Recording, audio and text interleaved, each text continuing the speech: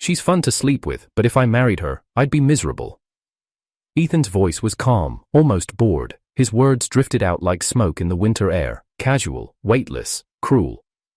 He didn't know Caitlin was standing behind him. She had stopped at the corner of the corridor, carrying 2 coffee cups, her lips painted the same deep crimson as the scarf wrapped loosely around her neck. For a second, she thought she'd misheard him, but when Ethan's friend chuckled and replied, "Man, you're cold," Caitlin didn't have to wonder anymore. "I'm not cold," Ethan continued, his voice echoing just enough in the marble-tiled lobby to feel like it was aimed directly at her. "I'm just practical. She's good for a few years of fun, yeah, but she's a wreck long-term. You've seen her, wild, unstable. I need someone who won't set my life on fire every 6 months."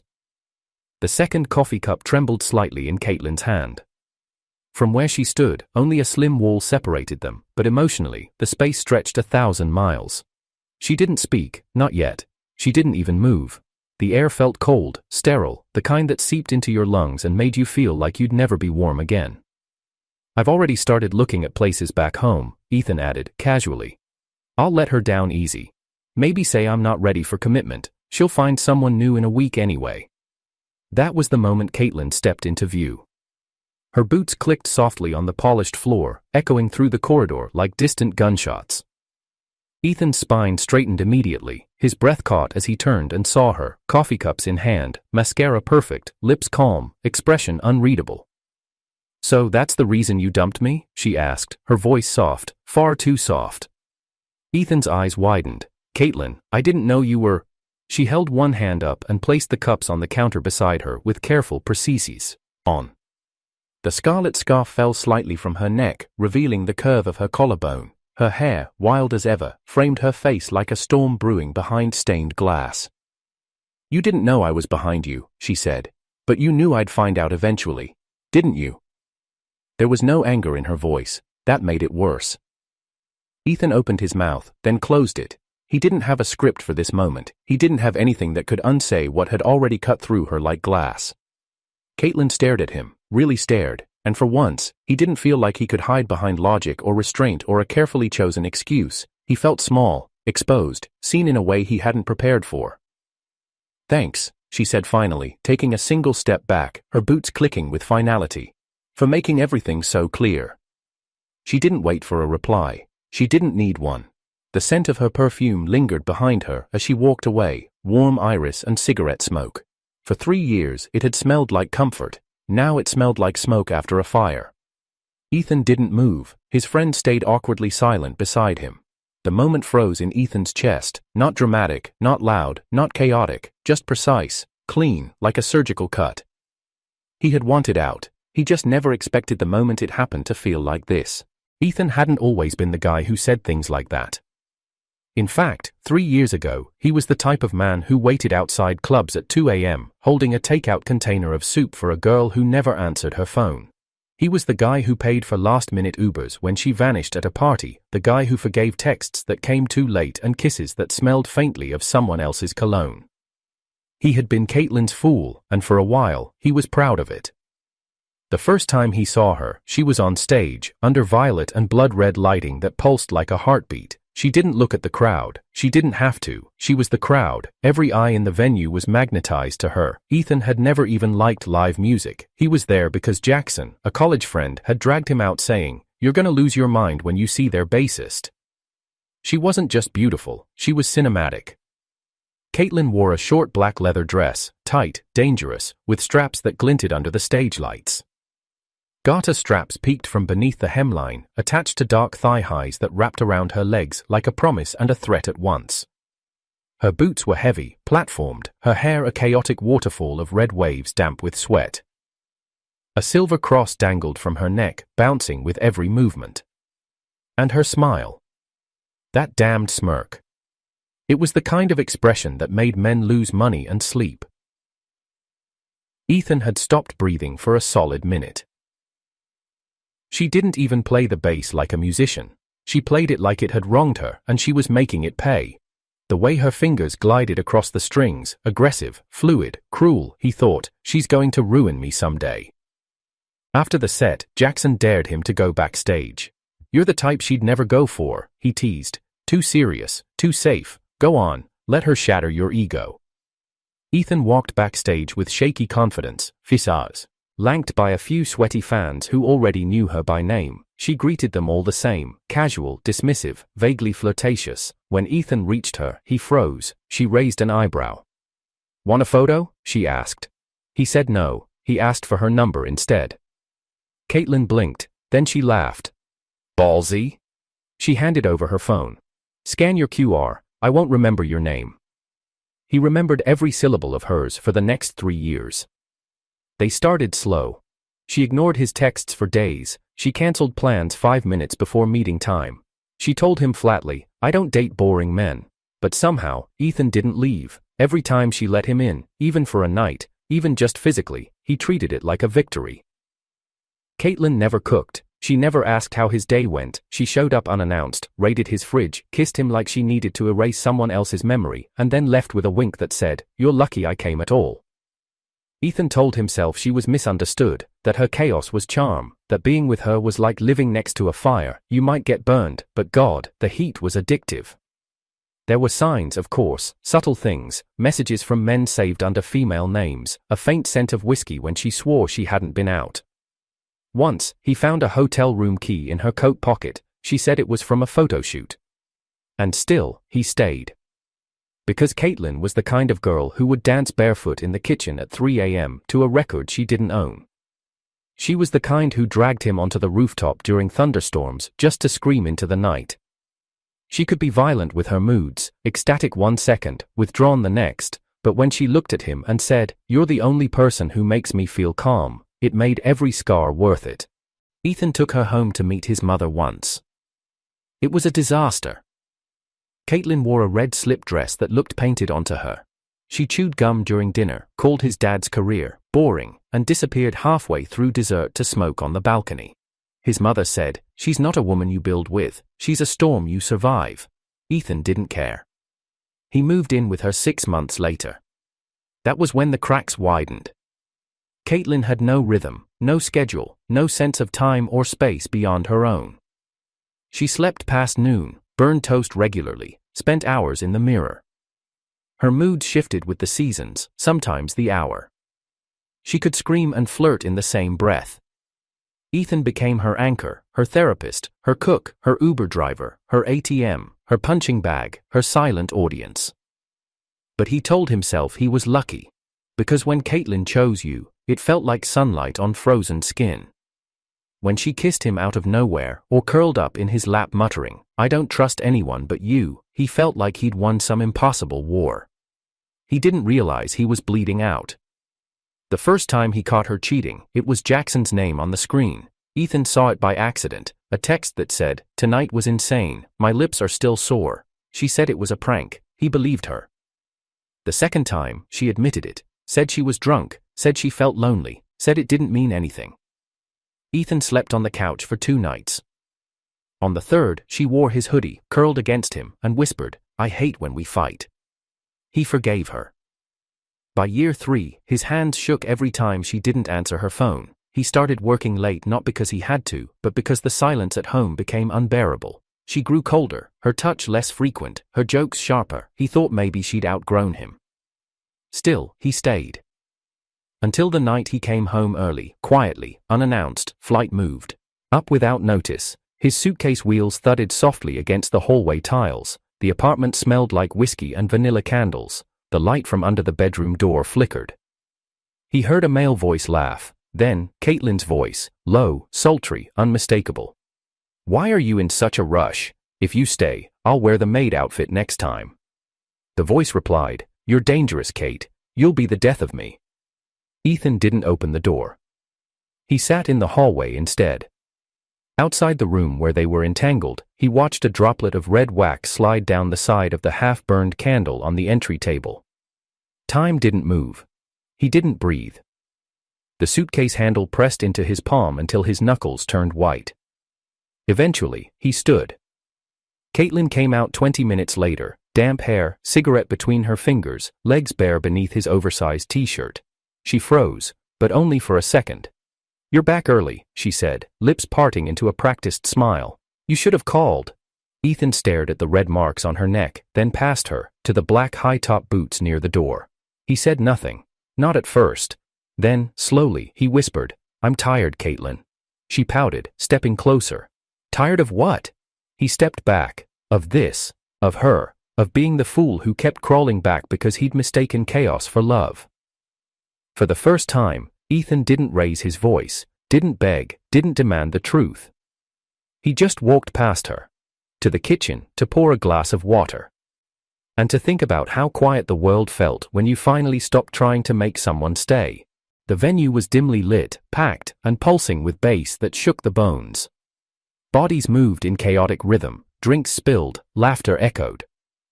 But Ethan stood still, on the edge of it all, his hands shoved deep into the pockets of a jacket he didn't remember putting on. The air smelled like beer, smoke, and perfume. Her perfume. Caitlin was here.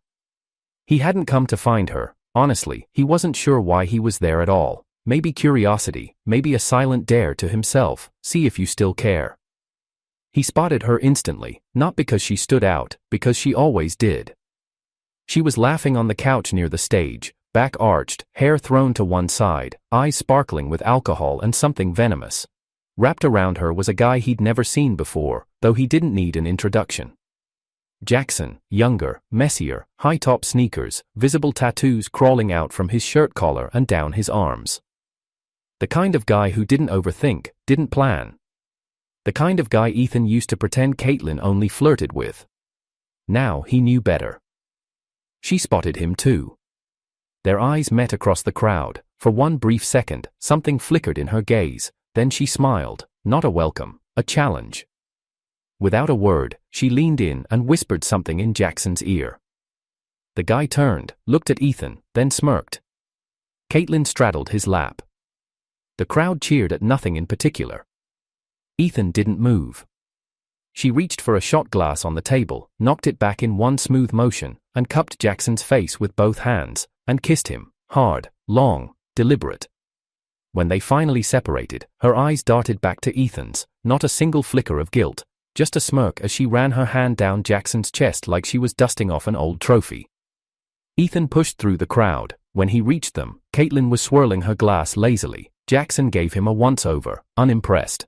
"What are you doing here?" she asked, voice syrupy sweet. Ethan looked at her, really looked at her. She was wearing the same leather miniskirt he once helped her zip up. Her blouse, white silk, thin, barely buttoned, was askew. The same silver chain hung from her neck, catching the light as she shifted in Jackson's lap. "I could ask you the same," Ethan said. His voice was low, even, too calm. Caitlin gave a mock gasp. "Oh, is this awkward for you?" She stood slowly, peeled herself off Jackson, and took 2 steps toward Ethan, heels clicking like a countdown. "You should be flattered. Most guys don't get to watch their replacement in action." She leaned in, breath laced with tequila. "We were great in bed, you know. You'll miss me." Ethan blinked, once. He didn't respond. She tilted her head. "What? No jealous meltdown? No begging for me back? Nothing. Just a long, excruciating silence." For the first time, Caitlin looked uncertain. Her expression shifted, eyes flickering, lips tightening, shoulders dropping just slightly. Then Ethan did something she didn't expect. He smiled, soft, small, heartbroken. A tear welled at the corner of his eye and slid down his cheek. Not dramatic, not explosive, just one. It landed silently, vanished into his collar. Caitlin's breath hitched. She covered it with laughter, sharp, high-pitched, too loud. "Wow, you're really going for the sad puppy act, huh?" Still no answer. Ethan simply looked at her like someone realizing the storm they'd been trapped in for years had finally passed. "Let's break up," he said quietly. The smile vanished from her face. She opened her mouth to say something, anything, but nothing came out. "Fine," she snapped, face contorting into a shaky smirk. "Fine, Ethan, grow a backbone for once in your life." He nodded. "I mean it," she added, too quickly. "Don't come crawling back. I'm done with your sob story bullshit." Ethan didn't flinch. She stared at him, waiting for a sign of regret, a crack in his calm, anything that would tell her she still had a hold on him. But there was nothing left to hold. He turned without another word and walked out. The cold outside hit like clarity. By the time he made it to the curb, he had already opened his phone, deleted her number, deleted the message thread, deleted every voice memo, every photo, every note she'd ever left him. He paused only once, on a saved voicemail. Caitlin's voice, laughing, drunk. "Ethan, you're too good for me, you know that, right? Don't ever leave me, okay?" He hit delete. Then he opened the company email. A message from HR had been sitting unread for 2 days. Subject, internal tran. Sphere, hometown office manager, opportunity. He clicked reply. "Thank you, I'd like to accept the offer." Send. A wind gust lifted his coat slightly. Somewhere down the street, a car honked. The bass from the club still thudded faintly behind him, like a heartbeat he no longer needed.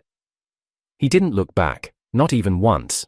The first time Ethan saw Charlotte, she was standing at the head of a boardroom table, black turtleneck tucked into high-waisted trousers, sleeves slightly rolled to reveal a slim gold watch. Her hair was tied into a low-polished twist, and her expression was the kind that silenced a room without raising her voice. No one interrupted her. Not because they feared her, but because no one wanted to sound stupid in front of her. She didn't smile when she introduced herself as the new regional director. She didn't need to. Ethan watched her speak with the poise of someone who knew exactly how much power she held, and exactly how to wield it without breaking a sweat. He was gone in under 2 minutes. But he didn't say a word, didn't flirt, didn't do anything. Because after Caitlin, Ethan had no idea what to do with someone like Charlotte. They didn't interact much at first. She was too high above his station, and he had just relocated to this branch. The hometown office was smaller, quieter, and more focused. Charlotte made it even more so. She cleaned up underperforming teams, cut waste, secured deals no one else could touch. Ethan found himself memorizing the time she came in, 8:05 a.m., exactly. Her preferred coffee, Americano, no sugar, 2 ice cubes if the room was warm. The playlist she played through her laptop when she worked late, mostly instrumental, string-heavy, with the occasional haunting piano piece. He never meant to collect these details, it just happened. It gave him something to focus on, something clean, something unlike Caitlin. But Charlotte was unknowable. She never gossiped, never lingered after meetings, never shared stories about her past. She was kind without softness, stern without cruelty, polite, distant, exacting. The kind of woman Ethan had no idea how to handle, so instead of being himself, he played a role. He started coming in early, dressing sharper, offering to assist on anything that crossed her desk. When she complimented a specific spreadsheet format once, he redid all of his past reports in that style. If she mentioned liking a certain brand of pen, one would appear at her workstation the next morning. He wasn't chasing her like he had Caitlin, he was studying her, strategizing, because if he could just be the kind of man a woman like Charlotte would choose, maybe he could leave the past behind, but he never told her about the past. Charlotte would pass by his desk late at night when only a few employees remained. Her heels would slow as she glanced over at him, noticing the way he hunched over his work, the tired lines under his eyes. Once, she asked, "Are you all right?" He smiled, too quickly. "Just focused." She didn't press. She never did. And maybe that's why it worked, for a while. But even as Ethan tried to reinvent himself, Caitlin refused to vanish. It started with texts. "Caitlin. Miss me yet?" "Caitlin. Heard you moved back to the land of beige sweaters and white picket fences." "Caitlin. You can delete me, but I'm still under your skin." Then came the nights outside his apartment. Once, she was there when he came home, leaning against the building's brick facade, a cigarette between her fingers, her legs bare under a hoodie that looked suspiciously like one of his old ones. "Didn't think I'd find you so fast," she said with a smile. He walked past her without answering. She threw the cigarette to the ground and crushed it under her heel. "You can ignore me, Ethan," she called after him, "but it won't work. You're not made for boring women." He closed the door behind him and locked it. Caitlin became background noise, an echo that refused to fade. Every message ignored, every phone number blocked, she replaced. At bars, she found him. At coffee shops, she ran into him. Once, she left a lipstick-stained note on his car windshield. "You didn't even say goodbye." But Ethan didn't crumble. He had Charlotte now. Or so he thought. The truth was, she still didn't know him. She knew the version he curated, polished, competent, efficient. He never mentioned Caitlin, never showed the cracks beneath his routine, but the closer Charlotte stood, the more he feared she'd see the seams. One Friday evening, as winter pressed in harder, Ethan stayed late. Flu symptoms were creeping in, head heavy, skin aching, throat dry, but he didn't want to miss his moment. Charlotte was still in her office, typing intently, glasses perched on the bridge of her nose. He knocked softly. "Come in." "I was just leaving," he lied. "I have a new report on the client pivot from last week, thought I'd hand it off before the weekend." She blinked, mildly surprised, then motioned for him to sit. But Ethan didn't sit. His head felt light, and the room tilted slightly. He handed her the folder with trembling fingers. She looked at it, then at him. "Ethan, are you sick?" "No," he said too quickly, already flushed. "You're sweating." "It's just warm in here." She stood. "Sit down." He hesitated. "That's not a suggestion." He sat. She opened her drawer and took out a tissue pack, her movements suddenly less executive, more human. She placed a hand on his forehead and frowned. "You have a fever." He winced under her touch, but didn't pull away. "Why didn't you say anything?" she asked, softer now. "Didn't want to seem weak," he mumbled. Charlotte sighed and walked to the kitchenette. Minutes later, she returned with a glass of water and 2 cold pills from her drawer. "You're going home," she said firmly. "I'll call you a car." Ethan looked up, throat thick. "Charlotte, why are you being so nice?" She hesitated. "Because you're a person, Ethan, not just a report generator." He laughed under his breath. "Drink the water," she added, tilting the glass toward him. He did. They sat in silence for a moment, the space between them heavier than it had ever been. Charlotte pulled the blanket from the back of the office chair and draped it over his shoulders. As Ethan leaned back, eyelids drooping, she reached to adjust it, and paused. Her fingers had brushed the edge of his open work bag. And inside, she saw it. A small black notebook. It was half open, pages bent and filled with ink. At first, she didn't read it, just glanced. But then she caught the words. Charlotte, 8:05 a.m. arrival. Prefers silence in elevators. Wears hair tied back on stressful days. Has a slight smile only when complimented on data work. Likes string music, especially minor key piano. Reacts more to logic than flattery. Her expression changed. She picked it up, turned a few pages. Each was worse than the last. Page after page of observations. Habits. Emotional responses. Triggers. Likes. Dislikes. Timing. Strategy. It wasn't admiration. It was analysis. Ethan shifted, still drowsy, unaware. She closed the notebook carefully, setting it down beside her.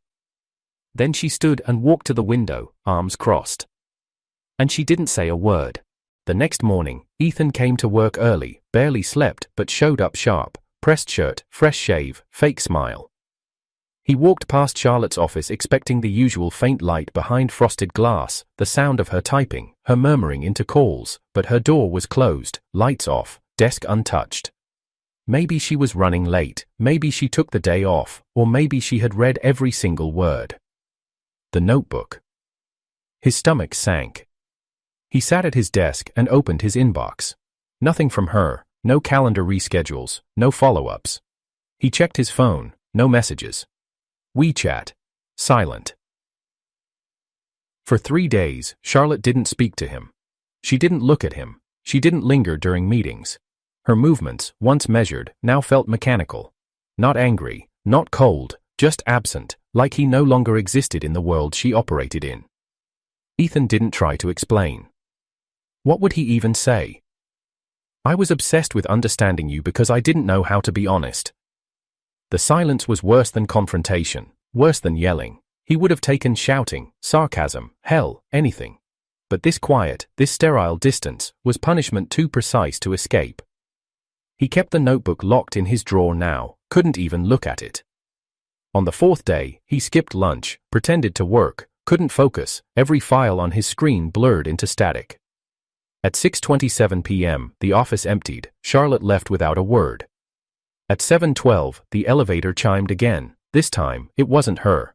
"Miss me?" Caitlin. She strolled in like she belonged there, tight-fitting coat unzipped to show a skin-tight velvet top, cigarette tucked behind her ear. Her makeup was flawless, eyes dark, lips crimson. She leaned against the edge of Ethan's desk like it was a bar counter. "How'd she take it?" she asked. He didn't answer.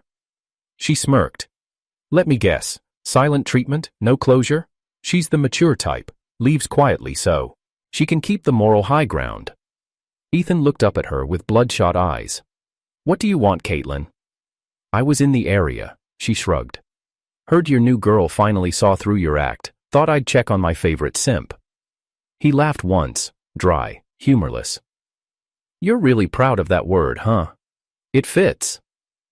Caitlin stepped closer, hands brushing the edge of his keyboard. "You thought you could change, Ethan. Thought you could play her game, class it up, be her equal, but people like us, we don't get stories like that." "I'm not like you." She tilted her head. "No? Then why did you treat her like a puzzle? Why did you track every move she made?" "I didn't." "You did," she cut in. "You wanted her the way you wanted me, controlled, calculated. You just used bigger words this time." Ethan stared at the floor, throat dry. "Look, I'm not here to scold you," she said, her voice softening just enough. "I'm here to offer you something better." She reached into her coat pocket and pulled out a small black lighter, the one Ethan had once gifted her during a beach trip. She flipped it open and lit the cigarette behind her ear. Smoke curled into the office ceiling. "I don't care if you're broken," she said. "I don't need you to be perfect. I like the mess, I miss it." She walked around the desk, stood beside him now. "Come back, no more pretending, no more masks, just us, like before." She leaned in, lips inches from his ear. "You don't belong in her world." Ethan closed his eyes. It would be easy, so easy, just lean in, forget it all, let himself fall into the chaos again. Caitlin didn't expect perfection, she never asked for truth. He could drown with her, and no one would ask why. He stood up. She stepped back, slightly startled. "I'm not going back." Caitlin's eyes narrowed. "Why not? She's gone." "She might be," he said, voice low. "But I'm not." Caitlin's lips twitched. "That's cute. Who are you trying to impress?" "No one." He walked past her, opened the office window slightly. The cold air rushed in, scattering the smoke around them. "You should go." She stared at him for a long moment. Her eyes weren't seductive now, just bitter, frustrated, small. "You think you're better than me now?" she asked. "No," Ethan replied. "I just don't want to be like you anymore." She scoffed, shook her head, and flicked her cigarette out the window. Then she walked to the elevator, pressed the button, and disappeared without another word. Ethan sat back down. This time, the silence felt clean, empty, but not suffocating. He stayed at his desk until midnight. Just sitting, not working, not checking his phone.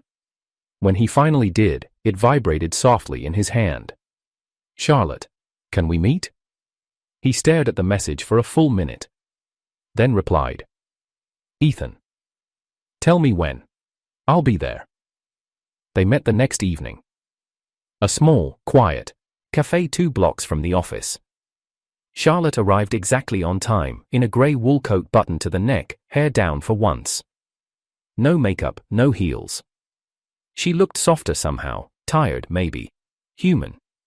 Ethan stood when she approached. She didn't hug him, didn't sit immediately. "I read everything," she said plainly. He nodded. "I know. You tracked me like a case study." "I did. You weren't trying to get to know me, you were trying to control the outcome." "I know," he said again. She finally sat down across from him. "Why?" she asked. He paused, then said, "Because I didn't believe someone like you would ever choose someone like me unless I became exactly what you wanted."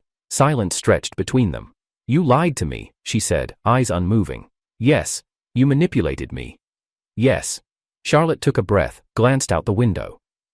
Ethan felt the sting of every second she didn't look at him. "But," she continued slowly, "I also saw something else." He blinked. "I saw the way you never spoke badly about your ex, even when you had every right to."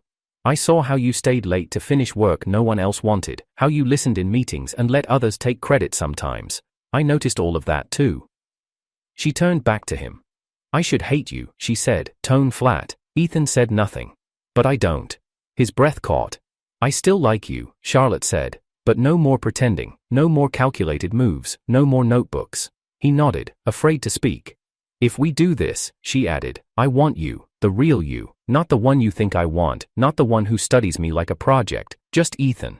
I don't even know who that is, he admitted quietly. Her expression softened. Then I'll help you find him. He let out a long, trembling breath. Do you forgive me? He asked. Charlotte gave a small smile, the kind that melted just the edges of her usual reserve.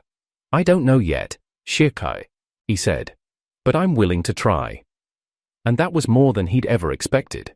The engagement party was elegant, subdued, and precise, just like Charlotte. It wasn't a ballroom or some over-the-top hotel venue. She'd chosen a rooftop terrace overlooking the city skyline, strung with warm Edison lights, white florals arranged in minimal arcs around the edges, and soft jazz humming beneath the gentle clinks of crystal glasses. The air was crisp, dusk settling like velvet over the horizon, casting the whole evening in a warm blush glow. Ethan stood near the far railing, one hand on a champagne flute, the other clasped in Charlotte's. Her grip was soft but assured, like everything about her. She was in a dark emerald dress that hugged her form elegantly, her hair swept back, her gaze calm and luminous. Guests milled around them, colleagues, friends, clients, family. Everyone Ethan cared to keep, everyone who'd seen his quiet transformation over the last 6 months. And at the center of it all was her. Charlotte, the anchor, the proof that love didn't have to hurt. He squeezed her hand and leaned in. This doesn't feel real. It is, she said simply. But reality had a sense of humor. Just as the waiter passed with another tray of drinks, Ethan heard a sharp click of stilettos against tile, a familiar rhythm, a sound he hadn't heard in months but would never forget. A breeze carried the scent of something both sweet and sharp, iris and nicotine. Caitlin. She walked in like she belonged there, like she had RSVP'd and brought her own lighting. Her entrance sliced through the crowd, the chatter dimmed, all eyes turned. She wore a silver dress too tight for subtlety, slit high up her thigh, her hair curled into seductive chaos, lipstick wine-dark and deliberate. Confidence oozed from her posture, but there was something off in her smile, something fragile at the edges. Ethan's blood froze. Charlotte noticed him stiffen, followed his gaze, and her expression didn't change. Caitlin stopped just a few feet from them, arms folded, hip tilted. Well, this is cute. Caitlin, Ethan said quietly, stepping forward. She raised a brow. Didn't think I'd miss your little rebrand, did you? Saw the photos online. Such a good boy now. I almost didn't recognize you without the leash. Caitlin. I just wanted to say congrats, she continued, her voice raised now, drawing attention. You really traded up, from wild nights to tax returns. Must be thrilling. A few guests exchanged glances, some stepped back, the music faltered. Charlotte remained still, her hand now holding her clutch instead of Ethan's. You don't belong here, Ethan said, steady but firm. Caitlin's eyes gleamed. Don't I? I mean, I made you, the man you're pretending to be, the composed one with the perfect smile and tucked shirt. That's my work. You were chaos before me. Now you're what, a spreadsheet with a heartbeat? Ethan didn't answer. Caitlin stepped closer. Tell me something. Does she know what you were like before? How many times you forgave me? How you begged to be enough for me? She smirked. Charlotte, right? Did he tell you how he cried the first time I told him I didn't love him back? Charlotte said nothing. Her gaze was calm, but her eyes had hardened, polished steel beneath surface glass. Look around, Caitlin said. Do you really think he belongs here, with your curated crowd, your silent elegance? He doesn't love you. He loves how safe you feel, how manageable. You're not the one. I was. Ethan finally spoke. You weren't. Caitlin's smile twitched. Excuse me? You weren't the one, Ethan said, voice clear. You were the lesson, that's all. Charlotte didn't flinch. Caitlin turned toward her, desperate for a crack in her poise. You really think this is going to last? You think he won't fall apart the minute you stop playing perfect? Charlotte tilted her head. Caitlin? Her voice was soft, but it silenced everything.